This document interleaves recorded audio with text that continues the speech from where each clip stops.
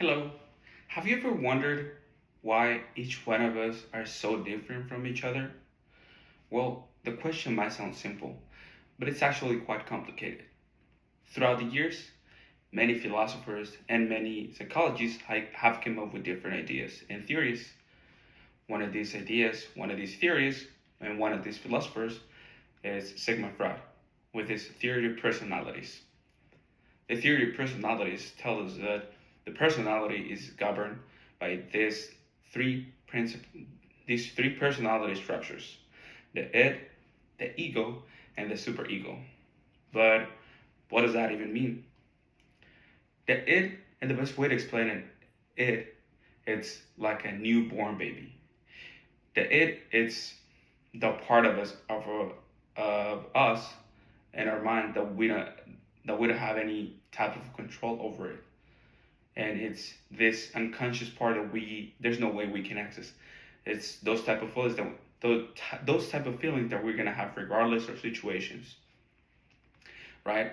Like when we're hungry, when we feel pain, and just like a baby doesn't care about anything else. A baby just wants to have those feelings satisfied regardless of the moment, even if it's not appropriate. If it's 3 in the morning, a baby is not gonna care if it's 3 in the morning.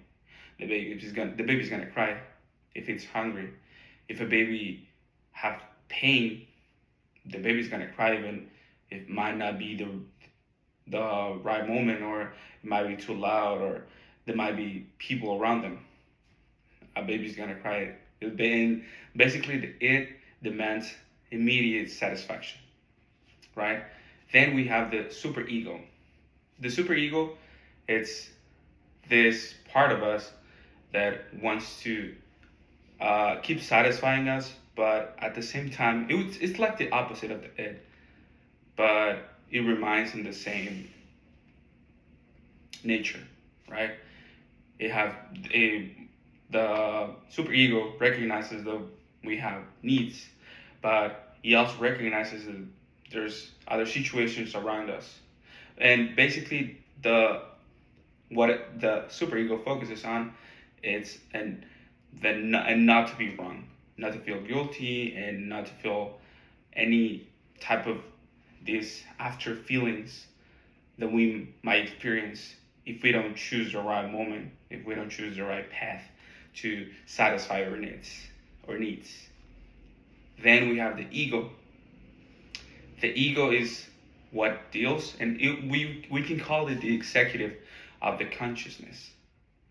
It's what balances between the id and the superego, and balances it at the same time is balancing the reality, right? And a, a good way to explain it is like a cartoon. When we have the character, and this character, we can say that's the ego, right? It's the one who talks with the rest of characters. It's the one who shows on screen. Is the one who's doing their thing. The character might, since it's a cartoon, sometimes we see he has a little devil on his shoulder, and he has a little angel on his other shoulder. The little devil, we might compare it to the it. It tells him what to do, tell him what's the best thing to do, just in its own benefit. The little angel tells him that, he recognizes the needs are there, but there's more things to be worried about, to the future, the outcomes, the how people might feel, and at the end of the day, the character is the one who decided what to do, is the one who deals with reality, is the one who chooses the balance between both of them, and is the one who, like I said before, we can call it this executive who decides and who balances on their best knowledge how to react, how to act in front of the rest of us. And that this is how Freud explained that most of her personality is based off, or pretty much all of her personality is based off. And these struggles we might have is like depression, like anxious.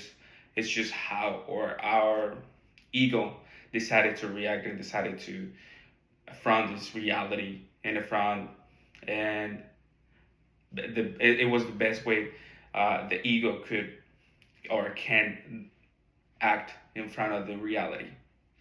And that's it. I liked this topic very much because it might sound simple, and the the personalities the personality is the thing that just differentiates between each other, but there's more, right? We have this theory of these three personality structures, but even these personality structures are so different from each other and are so are so interesting.